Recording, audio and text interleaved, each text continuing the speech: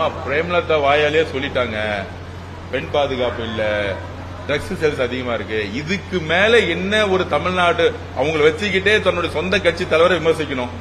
இதுல தானே இப்ப ஒரு பெண்கள் பாதுகாப்பு, ஒரு பெண்ணா இருக்கக்கூடிய பிரேமலதா அம்மா இது நடந்துகிட்டு இருக்கு. இதுக்கு மேல தமிழ்நாடு என்ன நடக்குன்னு நானே திருப்பி சொல்றேன். பிரேமலதா அம்மா யாருமே இல்லாம 12 மணிக்கு ஆர்கே நகர் நடந்து போயிட முடியுமா? நான் கேக்குறேன். அதை விட்டுருங்க. காவல்துறையில் இருக்கக்கூடிய சகோதரி, கான்ஸ்டபிளா இருக்கக்கூடிய ஒரு சகோதரி 12 மணிக்கு நடந்து போயிட முடியுமா? தைரியமா? தமிழ்நாடு அப்படிதான் இருந்துகிட்டு இருக்கா?